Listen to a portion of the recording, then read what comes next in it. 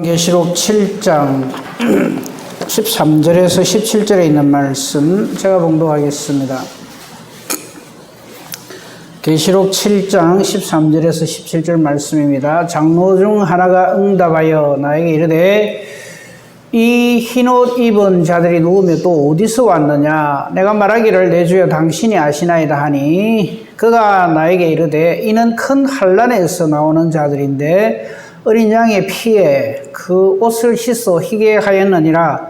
그러므로 그들이 하나님의 보좌 앞에 있고 또 그의 성전에서 밤낮 하나님을 섬기매 보좌에 앉으시니가 그를 위해 장막을 치시리니 그들이 다시는 줄이지도 아니하며 목마르지도 아니하고 해나 아무 뜨거운 기운에 상하지도 아니하리니 이는 보좌 가운데 계신 어린 양이 그들의 목자가 되사 생명수 샘으로 인도하시고 하나님께서 그들의 눈에서 모든 눈물을 씻어 주실 것임이라. 아멘. 오늘 이 말씀을 가지고요, 맨 마지막 절에 나오는 말씀이 있죠. 눈물을 씻어 주시는 하나님 하는 제목의 말씀으로 은혜를 나누고자 합니다.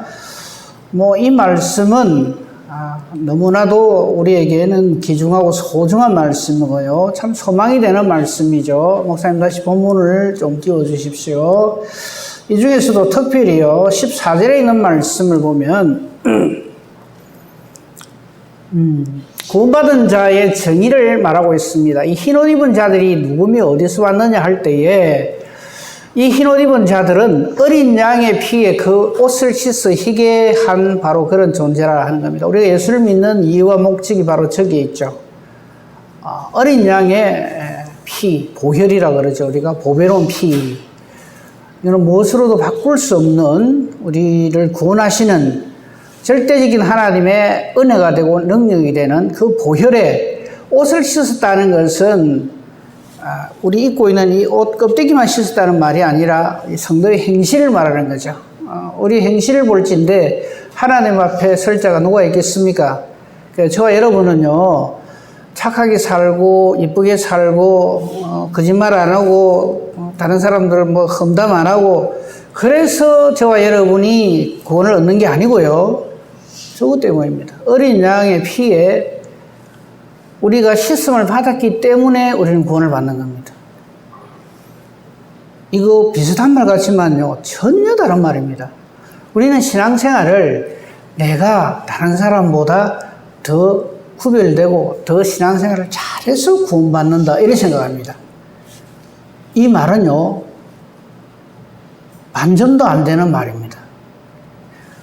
보혈에 의해서 깨끗함을 입은 사람은 그 은혜를 알고 그 다음부터는 죽기 살기로 예수님을 본받아서 착하고 신실하고 이쁘게 사는 거죠. 이거하고 저 보혈은 조금 이따 얘기하고 내가 남달리 착하고 선하고 깨끗해서 하나님이 보시고 나를 보시고 하나님이 나에게 감동하셔서 나를 구원하셨다. 전혀 다른 얘기죠. 그래서 우리가 한때 자꾸 신앙생활을 거꾸로 했어요. 보혈로 씻음을 받은 사람은 그 은혜를 너무나도 귀하고 얼마나 소중한 줄 알기 때문에 그 다음부터는 하나님 없이 살 수 없는 사람이 되어서 선하고 착하게 사는 것이지, 내가 선하고 착하기 때문에 하나님이 나를 택하셨다? 천만의 말씀입니다. 성경 어디에도 우리의 선함과 착함 때문에 하나님 우리를 택했다는 말이 한마디도 안 나옵니다. 우리 이 부분은 정확하게 구분해서 이 말씀을 봐야 합니다. 그렇지 않으면요, 어느새 우리는 교만해져요. 신앙생활을 오래 하면 할수록 점점 더 교만해집니다. 그건 마귀가 원하는 바입니다. 절대 우리는 그렇게 신앙생활을 하면 안 됩니다. 자, 오늘 이 14절 말씀이 소중하고요. 그 다음에 16절, 17절 말씀을 한번 보십시다. 우리가 저기에서 천국을 오해를 해요. 천국 가면 줄이지 않는다. 배고프지 않는다. 우리나라가 이게 선진국 대열에 들었습니다만, 잘 살게 된 게 그렇게 오래되지 않죠. 그죠? 불과 한 50년 전만 하더라도 전쟁 끝나고 그죠? 일제 치하에 있다가 6.25 전쟁 만나고 뭐가 있습니까? 우리 다른 분들도 다 비슷하겠습니다만 우리 이영우 장로님이 51년생이시거든요. 50년생입니까? 와, 6.25 전쟁 터지는 그해 태어났네요. 몇 월생이세요? 태어나시고 6개월 만에, 5개월 만에 전쟁을 경험한 살아남은 게 기적이죠. 그죠? 여러분 다 마찬가지일게요. 그죠? 와, 내가 그 와중에 어째 살았을꼬? 저도 전쟁 끝나고 5년 후에 태어났더라고요, 보니까. 그러니까 뭐 먹고 살 게 있었겠어요? 그러니까 저 줄이지 않고 저기 그냥 막 올인하는 거예요. 뭐 다 그런 경험이 있겠습니다만 제가 국민학교 다닐 때는 우리 반에 한 50~60%가 점심시간에 밖을 나가더라고요. 밥을 안 먹고. 저는 몰랐어요. 밖에 나가서 물배 채우고 오는 걸 몰랐어요. 진짜 그랬거든요. 줄이지도 아니하고 하니까 막 천국이 얼마나 좋겠어요. 목마르지도 아니하고. 우리 어릴 때 이런 이야기를 했어요. 우스갯소리로. 천국 가면 그 불 이래 틀면 설탕물 나온다 이랬어요. 그 설탕물이 좋아가지고. 네. 설탕이 그때 워낙 귀했을 때니까. 그래서 천국 가면 물 틀면 설탕물 나온다고. 야, 천국 가면 참 좋겠다. 이래 샀어요. 그러니까 적어보세요. 그다음 해나 아무 뜨거운 기운도 상하지 않고, 그 다음에 17절이 또 얼마나 위로가 되는지 모릅니다. 우리 주님이 목자가 되어주셔서 생명수 샘으로 인도해 주시고, 하나님께서 우리 눈에 눈물을 다 씻어주니까. 한만한 이 세상, 얼마나 눈물이 많고 고통, 고생이 많으냐, 이거죠. 근데 천국 가면 저래 좋다, 이거죠. 그래서 우리는 완전히 천국 가야 된다.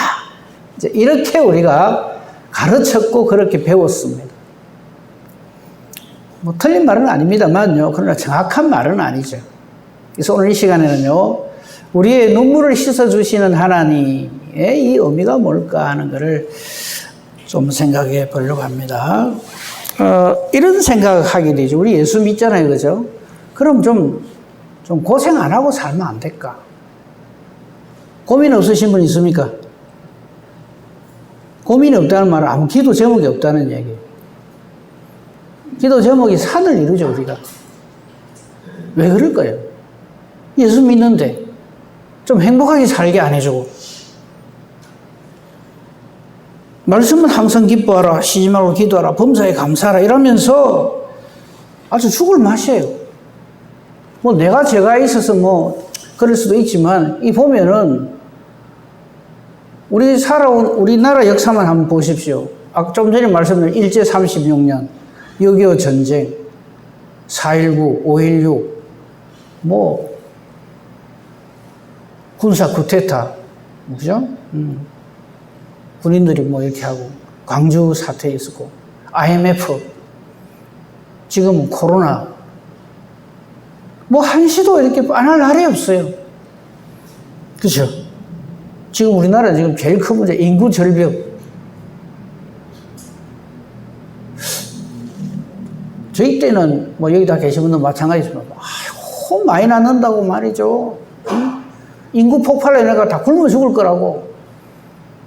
둘만 낳아 잘 기르자 하다가 아들, 딸 구르지 말고 하나만 낳아 잘 기르자. 이랬다가 그 다음에 한 집 끝나 하나 놓자. 이래서 왔어요.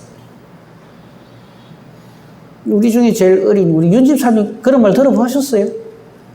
한 집 끝나 하나 낳자 하는 거? 안 들어봤죠? 진짜 그랬어요. 근데 지금은 절벽이라, 인구 절벽. 큰일 났어요, 이거 좀. 소망이 없는 거죠, 지금. 나이 든 사람은 자꾸 많아지는데 애가 없어요. 애 우는 소리가 안 들리는 거예요. 그렇다고 뭐 우리가 지금 살고 있는 이게 경제 상황이 좋습니까? 물가는 지금 엄청나게 치솟죠, 그죠? 코로나 때문에 괴롭고, 물가 때문에 괴롭고, 국제 정세는 또 어떻습니까? 어찌 될지 몰라요. 우리나라 같이 이런 나라도 참 없어요. 중국 있죠. 러시아 있죠. 일본 있죠. 미국 있죠. 그 네 개만 이랬다 포위대가 있어도 뭐라 할 건데요. 바로 위에 북한이 있죠. 맨날 그냥 핵 폭탄 뭐 쏜다 만다 이러자고. 우리나라 무슨 땅이 넓습니까? 인구가 많습니까? 무슨 석유가 납니까? 뭐가 납니까? 아무것도 없어요. 기가 막히죠.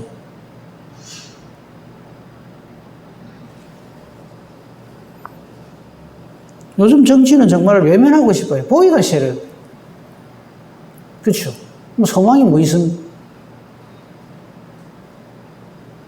정치, 경제, 사회, 문화 모든 면에서 아유 그래도 이건 좀 괜찮네 싶은 게 하나도 없어요.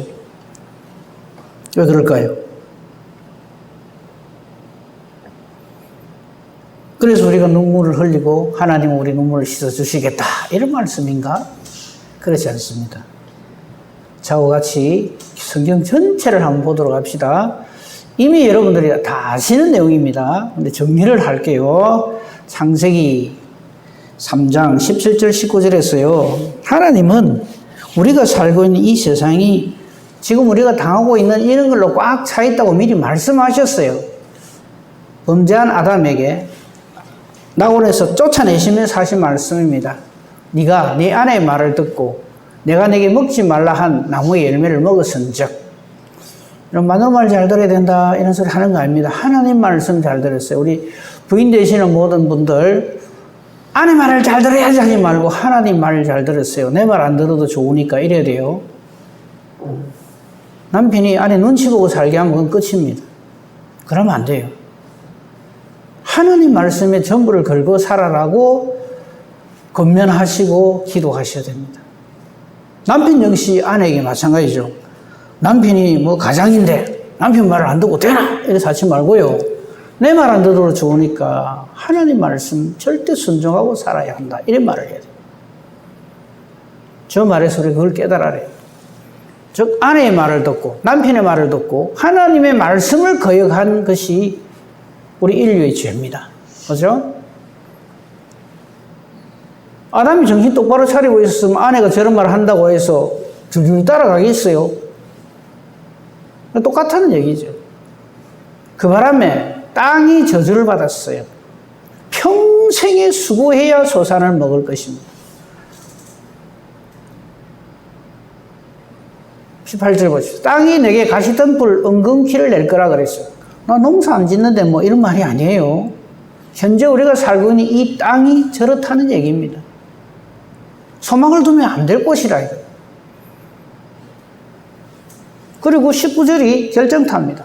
네가 흙으로 돌아갈 때까지 땀을 흘려야 먹을 것을 먹을 수 있다. 그래서 지금 이 고생을 하는 거예요. 그리고 흙이니 흙으로 돌아갈 것이니라. 하나님이 이렇게 딱 정해놨어요. 그 어느 누구도 태어나기 전에 그런 줄 알고 우리가 살아야 됩니다.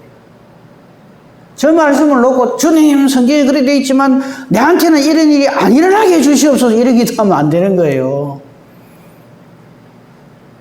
하나님의 말씀은 아멘으로 받고 거기에서 내가 어떻게 해야 될 것인가를 기도를 해야지 정해놓은 하나님 말씀을 뒤집어 엎으려고 하나님의 정해놓으신 것을 뒤집어 엎는 것은 마귀가 하는 짓이에요. 저런 줄 알고 우리가 살아야 돼요.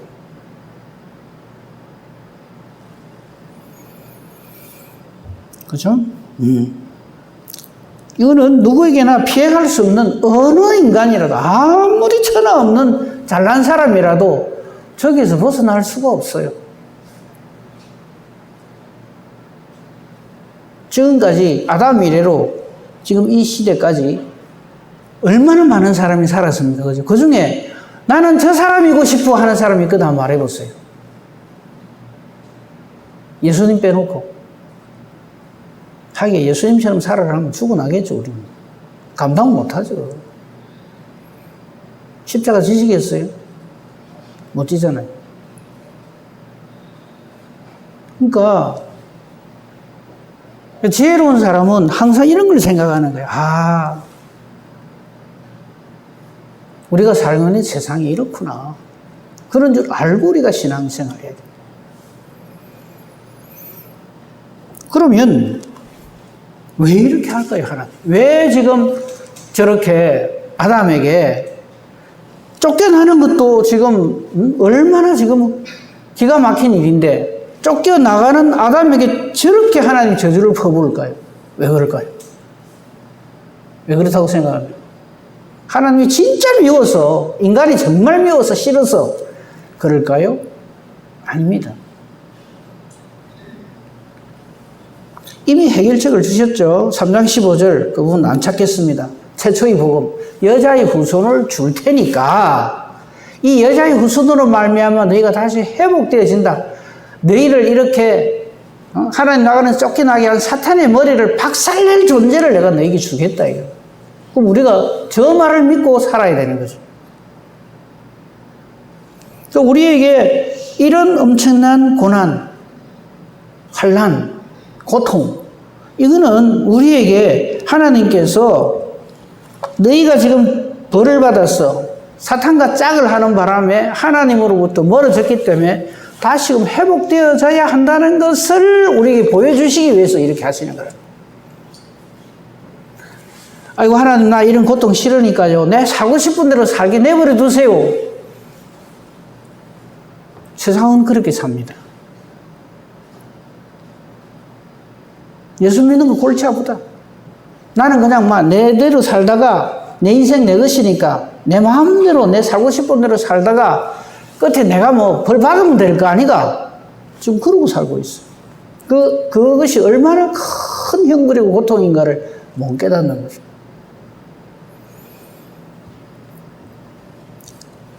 이 고난에 대해서 성경은 여러 곳에서 말씀을 하고 있는데 몇 부분만 찾아봅니다. 시편 119편 67절을 보면요. 하나님이 고난을 주시는 이유입니다. 고난 당하기 전에는 내가 그릇 행하였더니 그랬어요. 이제는 하는 말은 무슨 말일까요? 고난 후에는 이 말이에요. 주의 말씀을 지키나이다. 하나님 우리에게 고난을 주시는 것은요. 하나님 말씀대로 살아라고 쿡 찔러주는 거란 말이에요. 우리 아이들 기를 적에 여러분 보십시오. 우리 아이는 가만히 내버려 뒀는데도 저렇게 훌륭하게 잘 자랐다. 그런 경우 있습니까? 뭐 저보고는 그랬다 합니다, 우리 어머니가. 근데 거의 없죠, 그런 경우는. 회초리를 들어야 합니다. 야단을 쳐야 됩니다. 요즘 우리나라 교육이 이상하게 돼갖고 학교 선생님도 아들한테 뭐 그랬다가 난리가 두드리 맞는다면서요. 요새는 선생님이 맞는다면서요. 옛날에는 하도 선생님들 두드리 패갖고 그거 방지하려고 해놨더니 이제 거꾸로 돼가지고 선생님들이 꼼짝을 못하는데 두드리 맞아도 어디 못잘 수가 없대요. 아이 망치려 하면 여러분 그냥 내버려 두십시오. 잔소리하지 마십시오. 그러니까 고난 당하기 전에는 우리는요. 내 살고 싶은 대로 삽니다. 두드리 맞아야 정신을 차리는 거예요. 그러니까 하나님 우리에게 고난을 주시는 것은 말씀 지키라고 고난을 주는 거예요. 너 그렇게 하면 안 돼. 너 큰일 나. 그렇게 갔다가는 네 영혼이 망해. 이 말입니다. 시편 119편입니다. 같은 71절 보십시오. 그래서 이렇게 신앙 고백을 고난당한 것이 내게 유익이라. 지나고 보니 그렇더라 이 말이죠. 와, 그때 만약에 하나님 내게 고난을 안 줬으면 내가 지금 어떻게 돼 있을까? 우리 그런 생각 하잖아요. 그죠? 하나님 나를 야단을 치고 때리지 않았으면 내가 지금 뭐하고 살고 있을까? 이런 생각 하잖아요. 지금 그 말입니다. 고난당한 것이 내게 유익이라. 이로 말미암아 내가 주의 율례들을 배우게 되었나이다. 미리 봅시다. 72절 보십시오. 주의 입의 법이 내게는 천천금원보다 좋으니이다. 저 말이 터져 나와야 된다. 고난당하기 전엔 저걸 몰라요. 그냥 내 살고 싶은 대로 살게 좀 내버려 두세요. 내 인생이 내 것인데 하나님 왜 간섭합니까? 하고 싶은 대로 좀 삽시다. 하고 싶은 대로 산 대표적인 사람이 아담과 하와잖아요. 하고 싶은 대로 해요. 하나님 하지 마라 하는데 하고 싶은 대로 하니까 그렇게 되잖아요. 지금 저기 그 말입니다. 이 72절은요, 내가 고난 당하고 나서 주의 말씀을 배우게 되고 주님의 뜻을 깨달아 알게 된 다음에 주의 입의 이 말씀이, 주의 입의 법이 내게는 그 어떤 것보다 더 좋다 이 말이에요. 딴 거하고 비교가 안 된다 이 말이에요. 그걸 깨달아 안단 말이죠. 그런 사람이 어떻게 하나님 앞에서 믿음으로 우리가 흔히 말하는 착하게 안 살겠냐 이 말입니다. 저걸 깨달아 알고 착하게 사는 거하고 나는 원래 착해, 교만해가지고 너하고 달라, 나는 질적으로 나는 다른 사람이야, 이렇게 사는 거 어떻게 같겠어요? 천지차죠.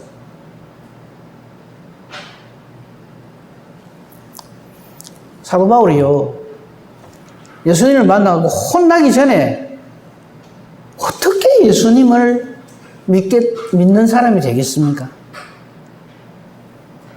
똑같은 거예요. 주님이 만나주시는 것이 그래서 이게 은혜고 복이다 이 말.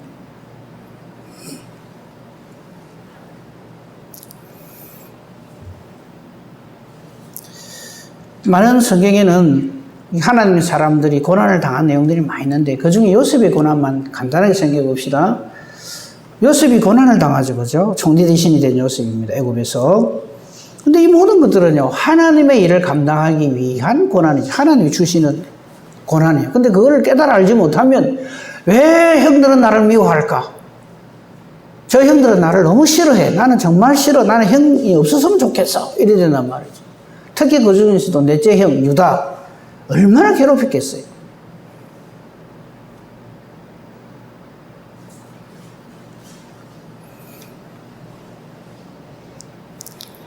그냥 괴롭히는 정도가 아니고 자기를 죽이려고 들죠.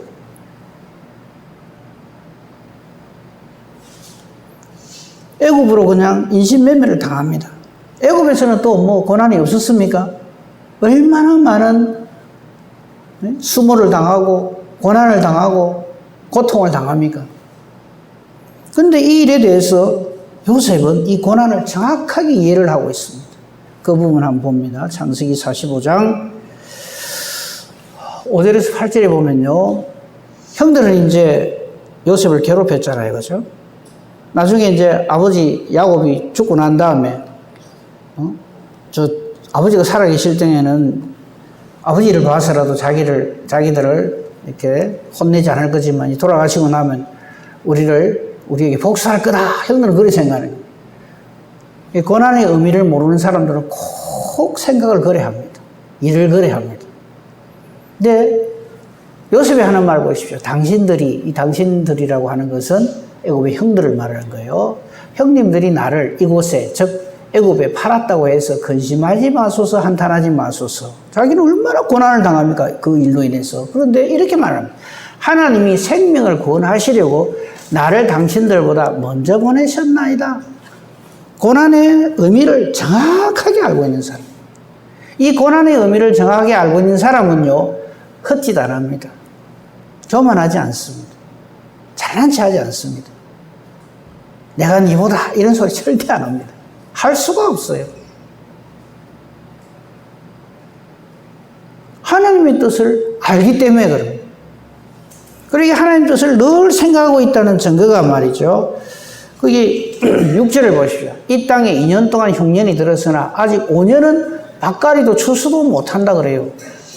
저기 요셉이 똑똑해서 그걸 아는 겁니까? 하나님이 알려주신 거죠. 우리도 마찬가지예요. 하나님의 말씀을, 하나님의 뜻을 알기 때문에 우리는 이 세상이 알지 못하는 지혜를 가지고 사는 거죠. 하나님의 뜻을 품고 사는 거죠. 그것이 오늘날의 요셉입니다.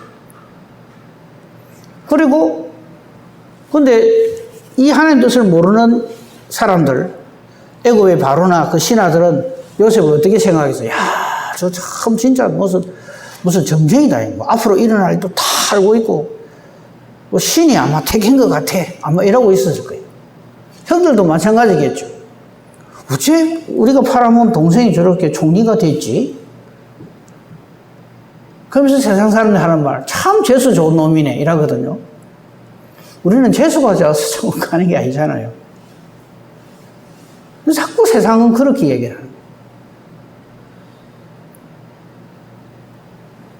그러니까 앞으로 하나님이 하실 일을 증거를 하는 거죠. 7년 흉년이니까 이제 겨우 2년 지났습니다. 5년 동안 가뭄이 계속될 겁니다. 그러고는 7절. 하나님이 큰 구원으로 당신들의 생명을 보존하고, 이 요셉의 형들은요, 그냥 요셉한테 이렇게 해가지고 신세를 지고 이렇게 겨우 산다. 이렇게만 생각하지, 저들을 통해서 이스라엘 12지파가 이루어진다는 것은 생각지도 못하고 있는 거예요. 그걸 지금 알려주는 거예요.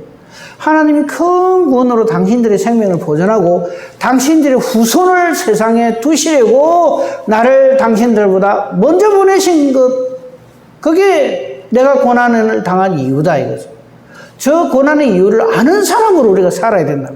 우리가 이 세상에서 이 고생을 하고 사는 것은 대통령을 잘못 뽑아서도 아니고, 이 나라 이런 데 나라에 우리가 태어나서 그런 것도 아니고, 어째 우리나라는 석유도 한 방울 안 나는 거, 이런 한탄하라고 그렇게 하는 것이 아니라는 거죠. 하나님의 뜻을 깨달아 알고. 8절 보십시오. 그런즉 나를 이리로 보낸 이는 당신들이 아니다 이 말이에요. 근데 이 형들 어찌 생각합니까? 우리가 미워해가지고 팔아먹어가지고 고생을 많이 해가지고 그랬다. 근데 어찌가 재수가 좋아가지고 참 뭐 고디바를 만났다나 뭐 그래가지고 하여튼 줄을 잘 타가지고, 사람은 줄을 잘 서야 돼. 예수 믿는 사람들 지금도 그러고 있어요. 줄 잘 서야 된대. 예수 잘 믿어야 된다 소리 안 하고.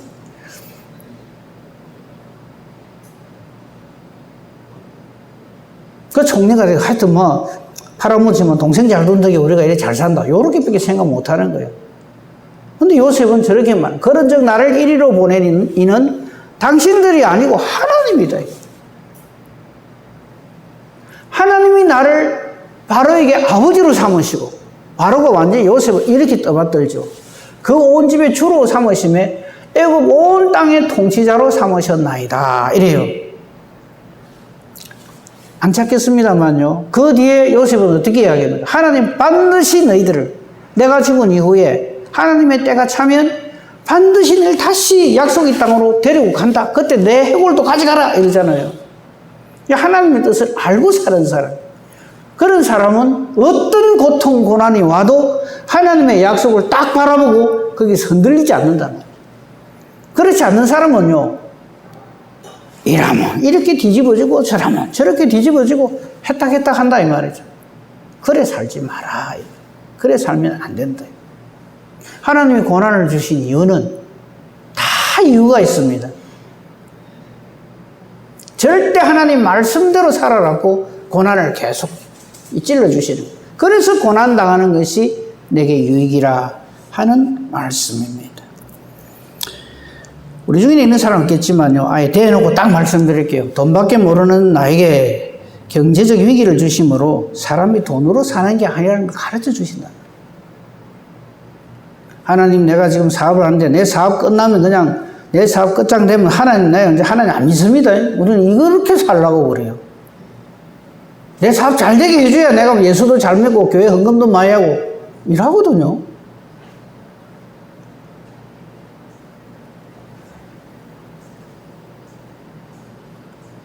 돈밖에 모르는 자에게, 즉 삭개오에게, 삭개오 예수님 만나니까 어떻게 됩니까? 완전히 뒤집어지잖아요.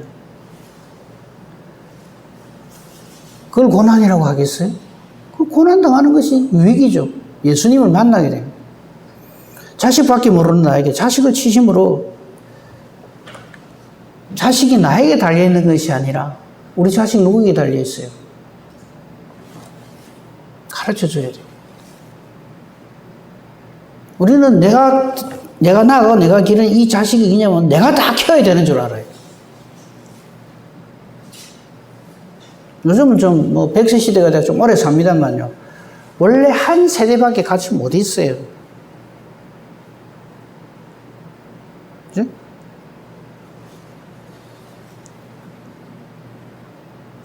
같이 사는 세월이요. 3, 40년밖에 안 돼요. 또 자기가 하나님 노릇을 하려고 그래요. 자식한테. 큰일 나요. 자식에게 하나님을 가르쳐야 돼요. 부모만 의지하는 사람에게는요, 부모님을 데려가시죠. 그렇게 함으로써 하나님 바라보게 하는 거예요. 건강을 잡아하고, 내가 이래 건강하다, 나는 까딱 없어. 건강 치시죠. 하나님만 바라봐요. 세상 사람들은요, 요구하는 거 감아보세요. 돈, 자식 잘 되는 거, 출세하는 거, 건강한 거, 그게 최고인 줄 알아요. 아니다. 그래서 하나님이 고난을 주시는 거예요. 정신 차리라고. 이걸 모를 때 우리는 고난 당하면 시험 들고 좌절하고, 아까 시편 119편 72절 다시 띄워주세요. 저 말씀의 의미를 바르게 깨달아 알아야 됩니다.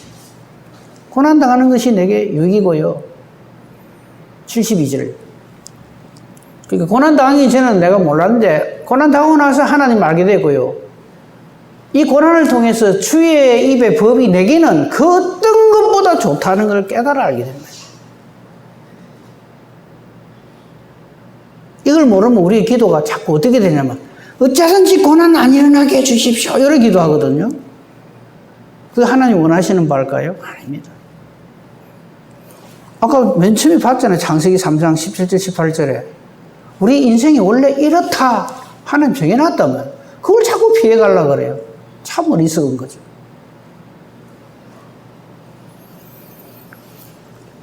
그러면서 오늘 본문의 말씀 결론을 내리면 계시록 7장 9절을 보십시오.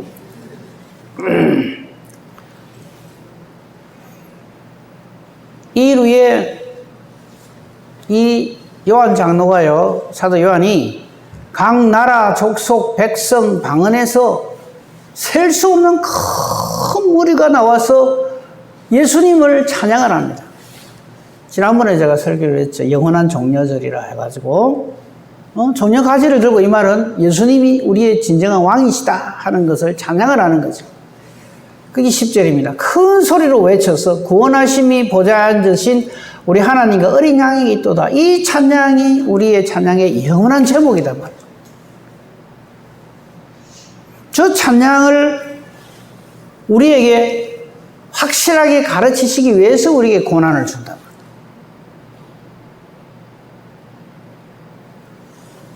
우리가 살고 있는 이 사회가 자본주의 사회입니다. 그러니까 돈이 최고라. 돈을 사랑함이 일만하게 뿌린데 그걸 몰라요. 자꾸 하나님 앞에 돈 달라고 그래요. 잘 되게 해달라고. 못 돼도 좋으니까 하나님 말씀으로 살게 해주십시오. 이래 돼야 된다. 이 말씀입니다.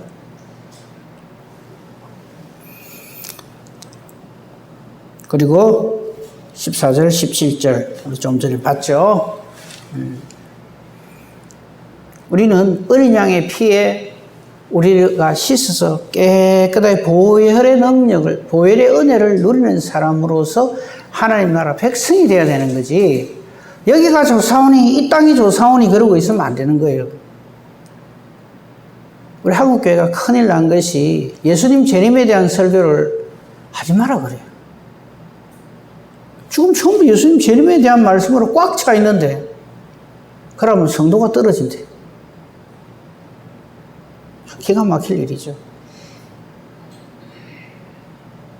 하나님 뜻대로 살아야지 우리가. 사람을 좋게 하려고 하면 큰일 납니다.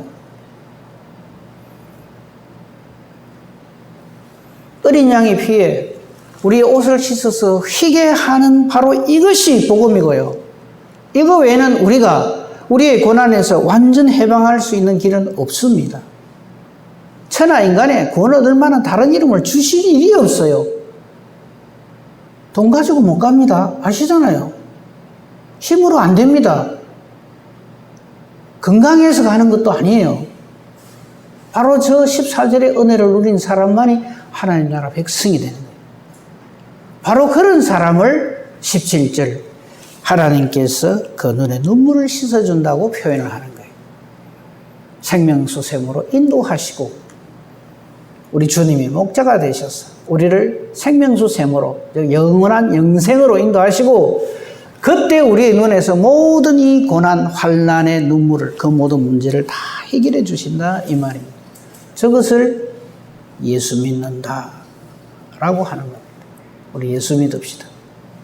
딴 것, 엉뚱한 것 믿지 말고 오직 예수를 믿음으로 주님께서 하나님께서 눈물을 씻어주시는 그냥 안 우는 일이 없다 이 말이 아니에요. 우리의 모든 고난, 환난의 모든 문제를 완벽하게 해결해 주신다. 이 은혜와 복으로 비록 이 땅에서는 아무 소망이 없고 절망적일 수밖에 없지만 이거는 미리 하나님이 정해놓으신 것이고요. 이 비밀을 깨달아 알고 믿음으로 승리하며 하나님께 영광 돌리는 복된 저와 여러분이기를 우리 주님의 이름으로 축복하며 축원합니다. 아멘. 감사합니다. 하나님. 하나님의 나라를 하나님의 복음에 이 감춰져 있는 비밀을 우리에게는 계시하여 주시니 감사합니다. 이 세상 사람들은 아직도 돈을 의지합니다. 사람을 의지합니다. 건강을 의지합니다. 그래서 저들이 바라는 바 소원도 그런 것밖에 없습니다. 사업 잘 되게 해주세요. 건강하게 해주세요. 내 자식 잘 되게 해주세요. 하여튼 떵떵거리고 살게 해주세요. 돈벼락 맞게 해주세요. 이것이 기도의 제목이 되어 있고 심지어는 교회마저도 마치 그런 것들을 해주는 그런 것으로 전락되어져 가고 있는 이 작금의 현실입니다. 우리 예수님 하신 말씀 기억납니다. 인자가 올 때 세상에서 믿음을 보겠느냐. 우리 절대 믿음으로 살게 하소서. 주의 보혈에 완전히 구원함을 받았어. 하나님의 나라에서 하나님의 위로를 받는 우리의 모든 이 땅에서의 육신을 가진 모든 존재가 받는 그 고통과 고난에서 완전히 자유하여 해방되는 이 놀라운 하나님의 구원의 대상자로서 우리가 이 세상을 살게 하시고 아직도 이 복음을 듣지 못하여 믿지 못하는 자들에게 예수의 증인된 저희들 되게 하여 주시옵소서. 돌아가는 발걸음 지키시며 다시 만날 때까지 성령 하나님 함께해 주시옵소서. 감사하며 우리 주 예수 그리스도 이름으로 기도합니다. 아멘. 하늘에 계신